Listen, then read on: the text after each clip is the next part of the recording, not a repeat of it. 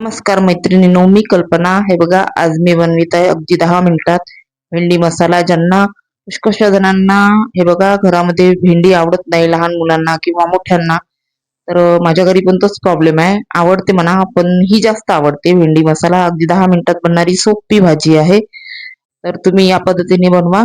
त्यासाठी आपण इथे अर्धा किलोच्या प्रमाणात भेंडी घेतलेली आहे.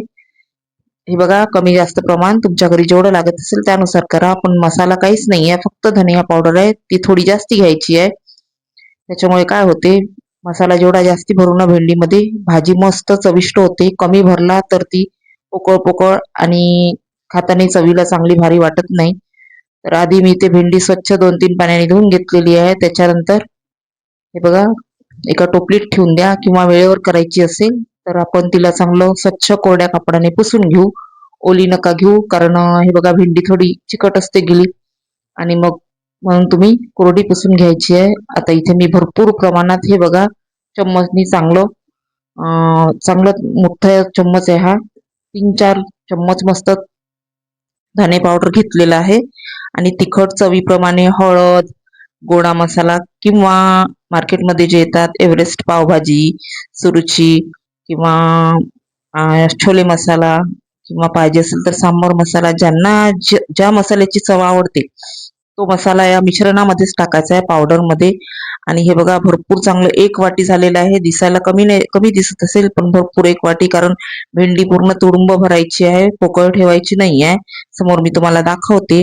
आता हे चम्मचनी चांगलं मिक्स करून घ्या. हे बघा, शेंगदाण्याचा कूट ऑप्शनल आहे, पण टाका, आम्ही टाकते. पण ही तुम्हाला कुणाला जर इन्स्टंट झटपट बनवायची असेल तर म्हणून मी इथे तुम्हाला शेंगदाणा पावडर दाखवलेली नाहीये. तिळाची पावडर पण टाकू शकतात, किंवा कोणी सगळे तीळ टाकतात. पण तीळ फोडणीमध्ये टाकले तरी चालतील, नाही टाकले ऑप्शनल आहे. शेंगदाण्याची पावडर पण शेंगदाण्याची पावडर मी जास्ती वापरते. पण ज्यांना झटपट सकाळी डब्यावर, मुलांच्या टिफिनवर, किंवा वेळ झाला असेल, घाई झाली असेल, तर लवकर बनवायची असते, पटापट धणे पावडर रेडी असते. त्याच्यामध्ये सगळं हळद, तिखट, मीठ, मसाला आवडीप्रमाणे टाकायचं. आणि हे बघा, भेंडीला असा मधून काप करायचा. कोवळी भेंडी घेतली ना तर काप पण लवकर होतो, आणि पोकळ करायची आहे. आणि आरपार काप द्यायचा नाही आहे, कारण बघा भेंडी नाजूक असते. आरपार जर केलं तर मसाला दुसरीकडून निघून जाईल. आणि चांगली पोकळ भरायची नाही आहे, चांगली तुडुंब भरायची आहे. हे बघा, मी तुम्हाला सगळ्या भेंड्या म्हणजे जास्ती भरून दाखवत आहेत, 4-5.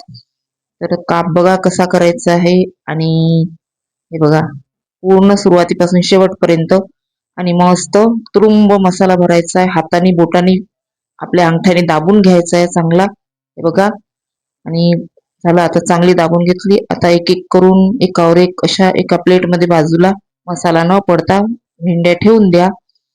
आणि नंतर आपण या भेंडीला कढईमध्ये साधी फोडणी करू. कशी करायची ते पण मी तुम्हाला दाखवते. मैत्रिणींनो, ही भाजी खूपच सोपी आहे, तेव्हा नक्की ट्राय करा आणि मला सांगा की तुम्हाला कॉमेंट करा आवडली की नाही. आता माझ्या इथे पूर्ण भेंड्या भरून झालेल्या आहे, हे बघा अशा. आणि मसाला पडलेला पण नाहीये, काळजी घ्यायची. मग कढईमध्ये आपण अलगद सोडतो, थोडासा पडतो, पण तो भाजीमध्ये पडला तर चालतो, कारण त्याची चव येते, मग तेलामध्ये उतरते भाजीमध्ये पण. तर हे बघा, चवीपुरतं तेल टाकायचं आहे. भेंडीच्या भाजीला थोडं जास्त टाका. आणि चांगली जिरं मोहरी तडतडू द्यायची आहे. आपण पाहिजे तर सोप, कुणाला आवडत असेल ओवा, तिळाची फोडणी, नाही तर मग साधीच जिरा आणि मोहरीची फोडणी टाकू. आणि नंतर काय झालं, फोडणी टाकली काही नाही. ज्या भेंडी आपण भरून ठेवलेल्या आहेत ना मसाल्यानी, त्याच भेंडी इथे हळूवारपणे उचलून कढईमध्ये हे बघा अशा वरचेवर सोडायच्या आहे. मसाला तेलामध्ये पडतो, आणखी चव मस्त भारी येते.